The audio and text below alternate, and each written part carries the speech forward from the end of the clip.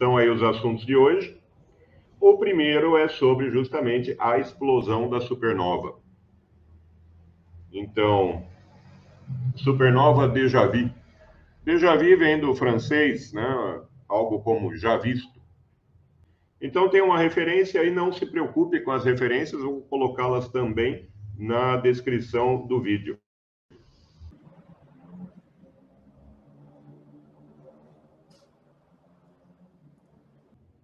Então, o que se tem essencialmente, o que estava na imagem anterior, no GIF anterior, é o seguinte: você tem um aglomerado de galáxias. Esse aglomerado ele vai distorcer ali o espaço-tempo. Então, quando ocorreu essa supernova, partes da luz foram por um caminho, partes foram pelo outro. Então, a luz ela chegou em diferentes ocasiões para ser avistada num telescópio. Então, há uma diferença, inclusive, de 21 anos luz entre um raio e outro, digamos assim. Ou seja, está previsto também para aparecer essa supernova de novo em 2037. Então, o que aconteceu foi que a supernova apareceu em várias ocasiões, a mesma supernova explodindo, justamente por conta dessa lente gravitacional que faz essa deformação.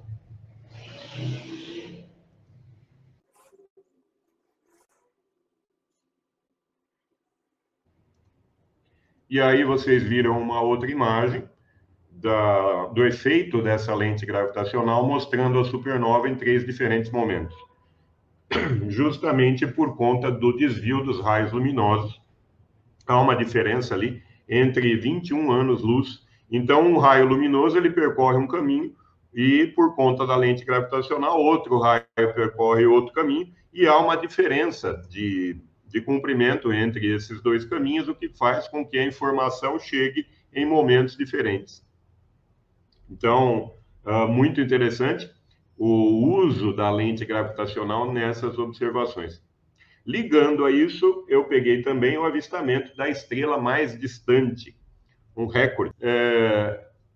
Você tem o uso de lentes gravitacionais na observação, tem sido muito interessante. Muitas vezes você dá sorte, né, de pegar a lente gravitacional como uma espécie de uma lupa que vai ampliar uma imagem muito distante, vai aumentar o brilho, né? Que é justamente o que aconteceu nessa ocasião. O recorde quebrado da estrela, uma estrela só, ainda estão na dúvida se é, porque essa massa de estrela, normalmente elas têm uma outra estrela, formam um sistema binário. Então, ainda não sabem se é uma estrela binária ou não, mas essa observação é de 2021, se não me falha a memória. Então, havia antes um recorde de observação que era de 9 bilhões de anos-luz de distância, e ela está a 28 bilhões de anos-luz de distância. Tem a referência aí, que eu vou colocar na descrição também. Então, a estrela se chama Earendel, que quer dizer estrela da manhã. O pesquisador que deu o nome, ele se baseou numa obra do Tolkien, que é o autor de Senhor dos Anéis, né? Então, ele se baseou numa obra de Tolkien para dar esse nome. Essa estrela que bateu o recorde, ela tem de 50 a 500 vezes a massa do Sol e milhões de vezes mais do que o brilho do Sol. Então, essa luz, assim como nós vimos no exemplo anterior, a luz ela foi ampliada milhares de vezes pelo alinhamento das galáxias desse aglomerado. Há, então, esse efeito de lupa, de lente gravitacional. Aqui tem uma analogia muito boa para explicar esse efeito, que é esse raro alinhamento do aglomerado de galáxias que provocou essa ampliação da estrela Earendel. ela pode ser comparado com a ondulação numa piscina ou mesmo num copo de água parada ali. Isso se chama em ótica cáustica. Então, essa ondulação, ela vai fazer com que a luz num ponto ali, no caso, no fundo da piscina, ela fique bastante ampliada, tenha o máximo de brilho. Uma ótima analogia com o que aconteceu no caso dessa estrela. Veja que essa parte aqui, onde você tem a estrela, essa parte vermelha, é justamente onde ocorreu a ondulação gravitacional e fez com que tivesse um alcance, um brilho maior de um objeto muito atrás, muito mais distante, que é justamente essa estrela observada, a Earendel. Então, você tem a mesma estrela, que aparece outras vezes, também é um efeito da lente gravitacional. Então, você tem imagens duplicadas, triplicadas, e esta linha tracejada em amarelo é justamente a linha de magnificação, né? Onde ocorre essa ondulação gravitacional e você consegue ver muito mais distante. Então, um recorde batido, 28 bilhões de anos-luz. E aqui, vou falar bastante de paleontologia, biologia também. Aqui vou falar sobre o maior inseto, esse é um outro assunto interessante, o maior inseto que já existiu. A Meganauropsis permiana. Então, esse é um fóssil. Pessoal, esses fósseis são raros. Não é toda hora que você encontra um fóssil desse. É uma libélula gigante. Não, pensando geneticamente, em detalhes, é bem diferente de uma libélula, né? Tá mais para um grifo, né? Tem esse inseto. Então, não é exatamente uma libélula. Então, as pessoas falam, não, é uma libélula gigante. Realmente é muito grande, mas comparar com uma libélula não é correto. Então, esse animal, esse inseto, é do Carbonífero superior. Já vou falar sobre o Carbonífero, porque aparecem esses insetos, ou artrópodes, né, muito grandes nesse período. Então, no Carbonífero superior ao Permiano superior, cerca de 317 a 247 milhões de anos atrás, esse fóssil. Como eu disse, os fósseis são raros, foi descoberto pela primeira vez na França em 1880. Então, é claro, você tem ali o material, né, do corpo do inseto, ele tem poucas partes duras, né? Então é difícil conservar isso. E o fóssil ele seria ali como uma impressão do que esteve preso. Então veja que eu coloquei aqui a escala do tempo geológico. Isso aqui é muito bom ter sempre em mente, a escala do tempo geológico. O Carbonífero superior, ele está aqui, né? O Carbonífero e o Permiano estão na era que é o Paleozoico. Essa tabela é muito boa, é claro que tem outras subdivisões aqui e tudo, mas para começar, essa tabela é muito boa de ter em mente. E está aqui a comparação entre o inseto e o corpo humano. O ser humano aqui à direita, o comprimento da asa desse inseto, o maior inseto que já existiu, o comprimento da asa é de 33 centímetros, cada asa. A envergadura é de até 71 centímetros. Então, de uma ponta da asa até a outra é 71 centímetros. E o comprimento do corpo, da cabeça à cauda, é de 43 centímetros. Então, é um inseto realmente muito grande. Agora, por quê? Aqui um outro fóssil. Um outro fóssil encontrado, que dá para perceber bem aqui as asas e tudo. Essas asas, elas têm um sistema vascular muito grande, né? Sistema vascular que atravessa toda a asa ali.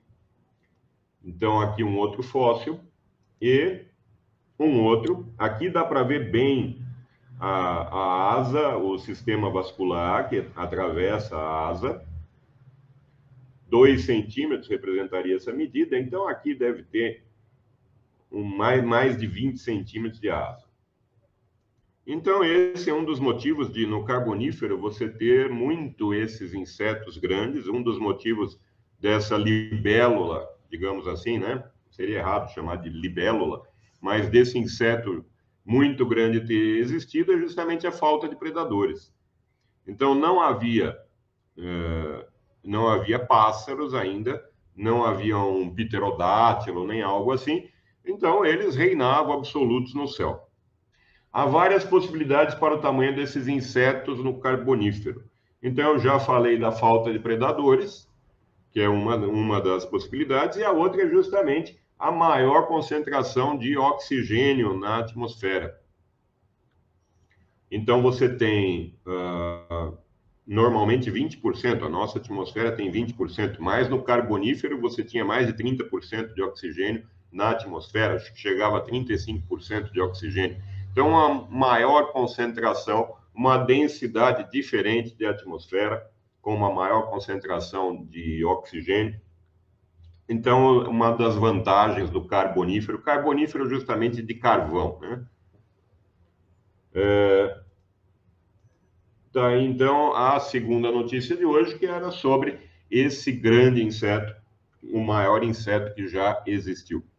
Sobre o coração fantasma, que é um assunto bastante interessante, eu preciso combinar a live com o Daniel Mistura para falar justamente da engenharia de tecidos, que é um assunto que ele trabalhou bastante tempo, também muito interessante. Então, o coração ele tem 3 bilhões de células que batem em sincronia para bombear mais de 7.500 litros de sangue por dia. Ah, mas a gente não tem só 6 litros no corpo? Sim, mas passa ali continuamente, né? E tem que 160 mil quilômetros de vasos sanguíneos. Então, essas informações estão nesse artigo da Nature, um artigo bastante interessante sobre o coração fantasma.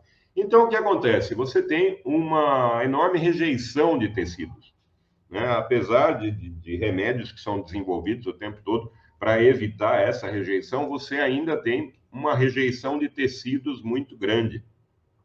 Para evitar essa rejeição, o que se tem feito, isso é uma pesquisa desde 2005.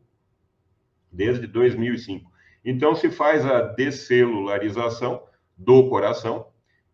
Basicamente, gente, é uma lavagem ali com detergente. Então, tira-se as células, né, do coração, sobra apenas o tecido conjuntivo, e esse tecido conjuntivo vai ser reaproveitado com células do próprio paciente. Esses experimentos têm sido feitos em ratos e porcos. A vantagem do porco é que o coração do porco ele se aproxima muito do coração do ser humano. Tem muitas características parecidas. Então, aqui nessa imagem, você tem um coração de porco que foi descelularizado, né? Então, só sobra o tecido conjuntivo que depois vai ser preenchido com células do próprio paciente para evitar justamente essa rejeição de tecidos.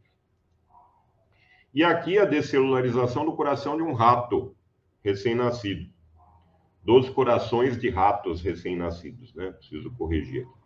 Então, veja o processo de descelularização e depois a recelularização do mesmo coração. O que acontece é o seguinte, a hora que você recelulariza o coração, depois de um tempo, ele começa a bater de novo. Isso é colocado em máquinas, é claro, né? E percebe-se, visualiza-se, depois de alguns dias, o batimento mesmo desse coração, que está preso a máquinas ali. Então, uma técnica muito interessante para ser usada nos próximos anos, para evitar justamente a rejeição de tecidos. Então, essa foi outro assunto de hoje. Então, eu quero misturar vários assuntos com notícias bastante recentes também da ciência e várias disciplinas. Imagens do dia. Então, a primeira imagem do dia ganhou uma distinção, né, do um concurso da Nikon, O Mundo Pequeno. Na competição desse ano, 2022, fotógrafo lituano, ele fez esta imagem aqui. A imagem é assustadora, gente, mas é uma formiga. É a cabeça de uma formiga. E esse fotógrafo lituano, ele ganhou o prêmio de distinção por essa imagem. Tem aproximadamente 10 vezes, né, de aumento, 10 vezes, um pouco mais. É claro, há todo o tratamento da imagem, como eu disse na live de ontem. Essas imagens que participam de concursos, inclusive, tem um exaustivo tratamento da imagem para que ela possa participar e tudo, né? Você não vai vai fazer um zoom com o seu celular da cabeça de uma formiga e vai sair assim, né? Então, uma imagem bastante interessante, assustadora, inclusive, da cabeça de uma formiga. As lágrimas azuis, elas são criadas por uma proliferação de criaturas bioluminescentes tóxicas chamadas dinoflagelados, no mar da China Oriental. Uma imagem que eu achei muito bonita, bastante interessante, que é esta daqui. Então, veja que aqui você tem a bioluminescência dos dinoflagelados, que forma em torno dessa formação geológica, forma aqui também no mar essa bioluminescência. E essas algas, elas estão aumentando. Elas estão aumentando. Então, essa bioluminescência vai ficar cada vez maior. O problema, né? Ocorre um problema aí dessas algas serem tóxicas, de estarem próximas a uma região habitada. Então, essa imagem foi tirada no mar da China Oriental. Isso é uma proliferação de dinoflagelados, que são bioluminescentes. Então, é diferente a bioluminescência da fluorescência. Na bioluminescência, você tem a produção de luz usando uma reação química. Me lembro que eu vi na faculdade a reação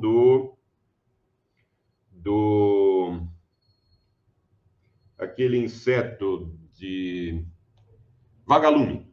Isso.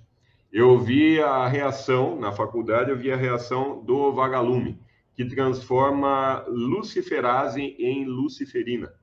Se não me falha a memória, a reação é essa. E nessa transformação, de luciferase em luciferina, é que o vagalume acende, né?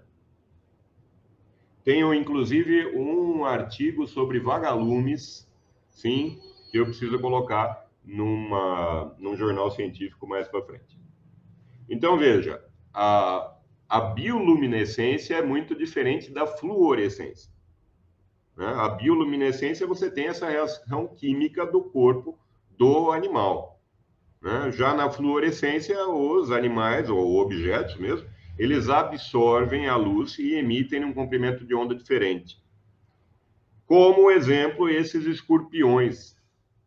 Então, a melhor hora para caçar escorpião é à noite, né? Você joga a luz ultravioleta e ele aparece em azul.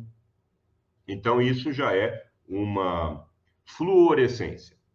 É como aqueles interruptores de luz, né, que você enxerga no escuro, porque há essa fluorescência. Certo? Então, achei muito interessante também a comparação das duas imagens aqui. O escorpião numa luz normal e o escorpião no ultravioleta. Aqui você tem uma outra luminescência de um fungo que foi coletado em São Paulo, aqui no Brasil. Professor de biologia da Universidade Estadual de São Francisco e seus colegas fizeram essa descoberta e nomearam a nova espécie Mycena luxeaeterna, que é inspirado em um movimento do Requiem de Mozart. Aliás, o Requiem de Mozart é belíssimo, recomendo que ouçam. Belíssimo. E uma outra imagem. Essa imagem é muito interessante. Vocês vão ver um único átomo a olho nu. Então, esse físico da Universidade de Oxford David Nadlinger, ele fez justamente, ganhou um prêmio por conta disso, prêmio máximo no 5º concurso anual de fotografia científica, por essa imagem de um único átomo. Então, o que ele fez? Ele colocou ali um átomo de estrôncio preso numa armadilha, chama-se armadilha iônica, então o átomo fica ali levitando entre 2 terminais, né? E capturou essa imagem com uma câmera digital comum. Então vocês vão ver um único átomo visível a olho nu. Um único átomo. Então ele fez essa imagem, foi tirada pela janela ali da câmara de ultravácuo, que abriga o dispositivo. O átomo de estrôncio, então, o que é um estrôncio? É um metal macio e prateado que queima e reage com a água. É mais conhecido por dar aos fogos de artifício e chama seu brilho vermelho brilhante e por ser um dos principais ingredientes de tintas e plásticos que brilham no escuro, pois pode absorver a luz e reemiti-la lentamente. Exatamente o que aconteceu nessa fotografia que nós vamos ver agora. Ele explica, é claro, que quando ele iluminou com um laser, o átomo vai absorver, reemitir a luz, né, com rapidez suficiente para que a câmera possa capturar. Mas tem que ficar muito claro que o átomo não é desse tamanho que está sendo visto. Vocês vão ver um único átomo. Um único átomo. Só que ele vai parecer maior do que ele é, por conta justamente de que está oscilando e emitindo luz. Então, aqui você tem uma primeira imagem desse experimento. Aqui no centro, vamos aumentar essa imagem. Aqui você tem no centro, gente, um único átomo. Aqui entre esses 2 terminais tem uma distância de 2 milímetros. Então o átomo é gigante desse jeito. Não, é justamente porque ele está emitindo luz e está oscilando. Então ele parece muito maior do que ele é, na verdade. Mas essa imagem, que pode ser vista a olho nu, é de um único átomo. Achei essa imagem e essa notícia também muito interessante para passar para vocês. Vimos, então, as lentes gravitacionais em 2 ocasiões, mostrando a supernova em 3 tempos diferentes, por conta justamente da diferença de caminhos dos raios luminosos. Tem uma diferença ali de 21 anos-luz, então chega uma imagem, depois chega outra, vai chegar outra em 2037. Né? Muito interessante isso, por conta desse cluster, esse aglomerado de galáxias que se formou e deformou o espaço de tal maneira que você tem caminhos diferentes para a luz percorrer, um mais comprido que o outro.